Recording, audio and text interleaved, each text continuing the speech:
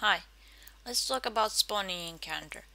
Location-wise, there are 6 possible scenarios, which are big town, small town, among settlers, among travelers, among sleepers, or alone. Big towns are big for one of two reasons. Either they are the center of where everything happens, or it's a death trap that's full of sleepers and other people who have given up hope.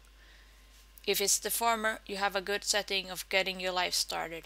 There are probably a lot of employment options. Also, visitors will be frequent, so if you want to move, you can hitch a ride on a ship or in someone's car.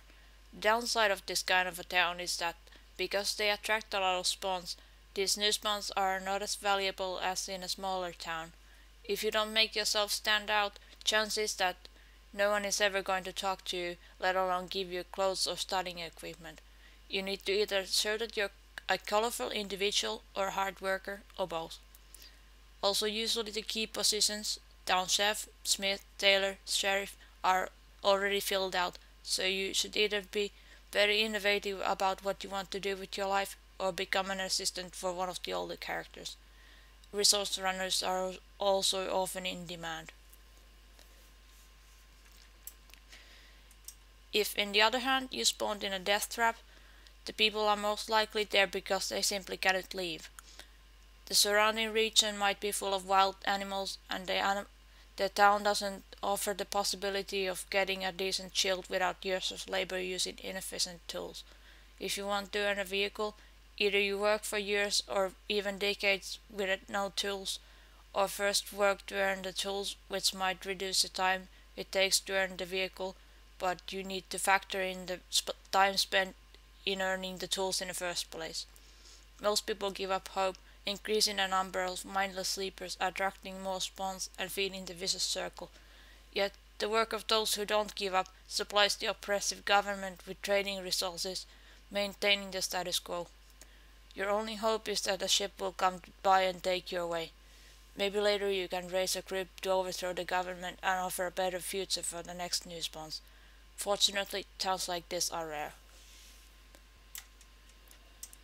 Small towns are a good place to spawn. New spawns are often valued because they're not as common as in big towns. You're likely to be given some sort of studying equipment and clothing, often even without having to ask. Depending on the tech level of the town, it might be possible to pursue specific interests, or the town might be missing a key craftsperson as the cook, the tailor, the weaponsmith, or town guard, and if you spawn with the right skills, you can step in to fill the spot. Then there are settlers. These are usually groups of 3 to 5 people who might be just getting started. They might not have very good resources, so they're going to need you to work for the good of the community, often without formal pay. You will usually be given some sort of food, and clothing and equipment will be provided when they get around to making it, but will often be primitive. Sometimes you might be required to farm your own food. If you want to play a specialty character, such as a village idiot, a childish character, an artist, or someone in the service sector, this is probably not the right place for that. Either you start working for common good, or you run off into the wilderness and risk being mauled by wild animals. Visitors will be rare and often in small vehicles or riding steeds, unable to take passengers. There's also a chance you spawn among travelers. In the worst case scenario, there's only 2 of them, which is the minimum required to attract new spawns. Many travelers feel obliged to take care of new spawns because it's obvious it was their fault that this person appeared here. Yet they might not be carrying extra equipment, and you're lucky to get food, a shield, and maybe a few scraps of clothing. The risk of getting mauled by wild animals or dying of starvation is very real. If you're lucky, the travelers will be able to take you to civilization, or at least point you towards the nearest settlement. If you're not, you'll be left in the middle of wilderness without proper equipment or access to a vehicle, and then you'll most likely get eaten by a bear. It will be thrilling to see how far you can run before this happens though. Sometimes you get lucky and run into an abandoned tandem bike or a kite shield.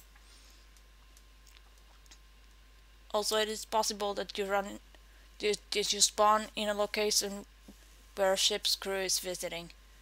In this day and age, some ships have a crew larger than the population of an average town, so they get a higher attraction rate for new spawns. In this case, your best chance is to join the crew, unless you'd rather run off into the wilderness and again get eaten by a bear. Ships are likely to have a lot of excess equipment, or at least the resources to make a lot of stuff. The downside is you are probably expected by default to work for free in exchange for the food and equipment you are given. If you are trusted, you might be given a key to the ship, but there are also crews that drag the younger crew members in and out of the ship, or always leave a trusted older crew member on deck until everyone else has left. This is very understandable given the number of ship thefts by young people. Often the opportunity makes a thief, and people might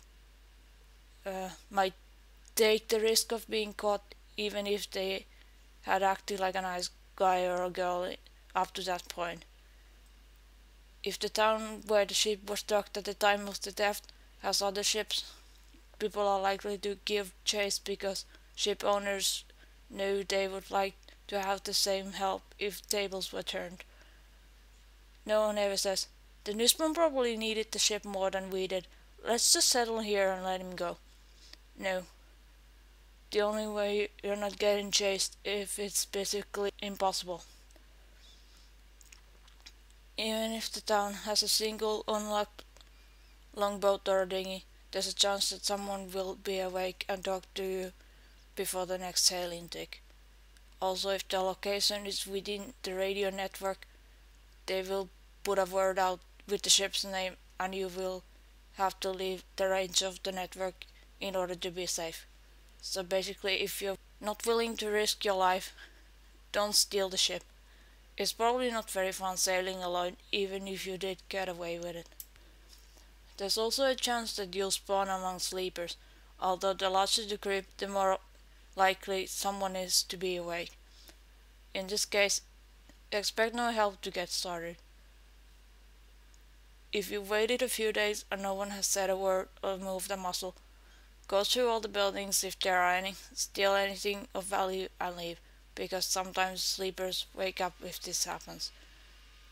The other option is to wait until they die and take their stuff, but this might take a long time.